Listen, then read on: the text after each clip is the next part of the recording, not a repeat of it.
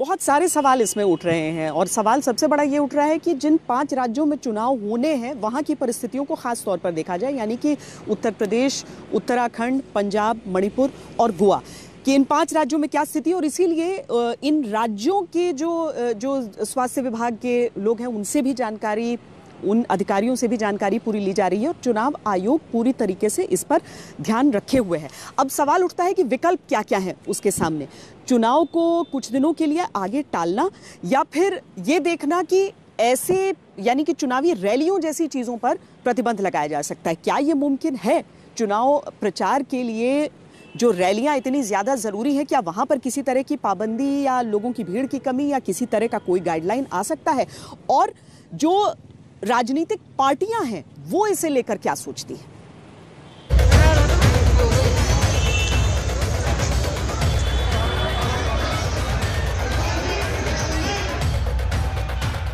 एक तरफ 2 गज की दूरी की सीख दी जा रही है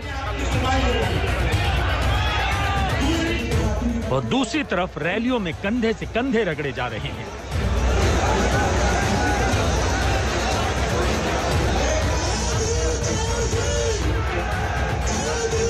इतनी भीड़ है कि मंच टूट रहा है, बैरिकेडिंग गिरी जा रही है।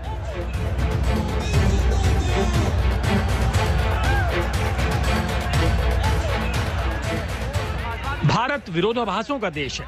एक तरफ ओमिक्रॉन के दौर में बाजारों में भीड़ पर चिंता जताई जा रही है, दूसरी तरफ उस नाइट कर्फ्यू का ऐलान है जिसके असर का वैज्ञानिक विश्लेषण होना अभी बाकी है। इस सब के बीच रैलियों के दृश्य चिंताओं की ऊंची लहरें पैदा कर रहे हैं। आज बीजेपी नेता वरुण गांधी ने भी रैलियों की भीड़ पर सवाल उठाए हैं।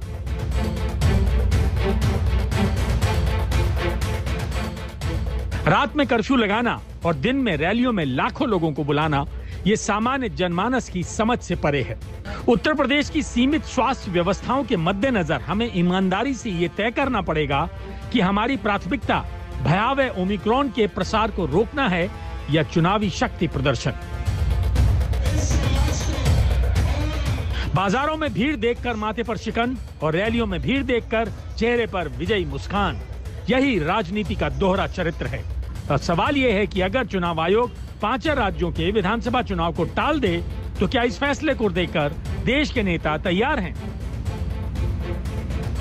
देखिए, भारतीय जनता पार्टी को जमीनी हकीकत का अंदाजा हो चुका है और इसलिए भारतीय जनता पार्टी की एक कोशिश है कि किसी तरह से चुनाव को टाला जाए, क्योंकि 5 राज्यों में उनकी स्थिति बहुत दयनीय है, ख़ास तौर पर उत्तर प्रदेश में। तो अब बहाना क्या हो सकता है? तो कोरोना बहाना एक हो सकता है। तो कोरोना के बहाने उस मामले को उलझाने की कोशिश हो रही है और टालने की कोशिश हो रही है। कि एक तरफ माननीय प्रधानमंत्री जी 10 बजे रात को परसों आगाह करते हैं देश को, और फिर मैं दिन भर जब उन्हीं का विजुअल और उनकी पार्टी का विजुअल देखता हूँ, बाकी दलों का भी, तो वो चिंता का विषय होता है। कोरोना से आप इस दोहरी मानसिकता से, दोहरे तौर तरीकों से नहीं लड़ सकते। अगर वो गंभीर है तो वो गांभीर्य हमारे मनसा वाचा कर्मणा में दिखना चाहिए, जो दिख नहीं रहा। ओमिक्रॉन से देश के लोगों की जान बचानी है, ये एक आदर्शवादी बात है, लेकिन इस महामारी के बीच चुनाव हो या नहीं, रैलियां हो या नहीं, ये विशुद्ध राजनीति है और इस पर राजनीति के खिलाड़ी ज्यादा बोलना नहीं चाहते। अगर आप 5 चुनावी राज्यों में कोरोना संक्रमण और खासकर ओमिक्रॉन के मामलों का आंकड़ा देखेंगे तो हैरान होंगे। स्वास्थ्य मंत्रालय से मिला डेटा बताता है कि देश में भले ही ओमिक्रॉन तेजी से बढ़ रहा हो, लेकिन यूपी में इसके मात्र 2 मरीज हैं, उत्तराखंड में 1, पंजाब में कोई केस नहीं है, गोवा में 1 और मणिपुर में भी 1 केस है।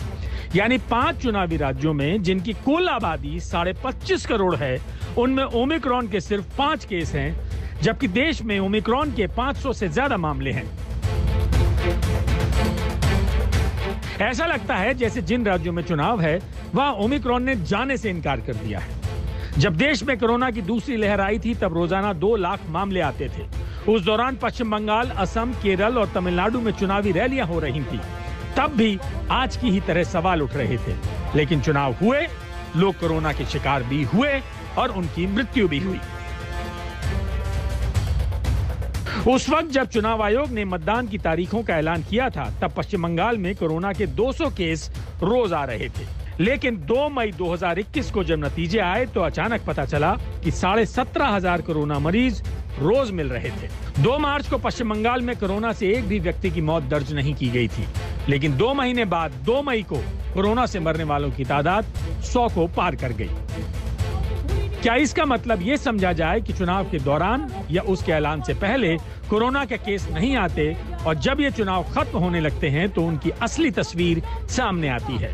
आपको हैरानी होगी जानकर कि चुनाव के बीच यानी 1 अप्रैल से 14 अप्रैल के दौरान पश्चिम बंगाल में कोरोना केस 420% बढ़े थे, असम में 532%, तमिलनाडु में 159%, केरल में 103% और पुडुचेरी में 165% बढ़ गए थे। इन 5 राज्यों में कोरोना से होने वाली मौतों का औसत भी 45% बढ़ गया था।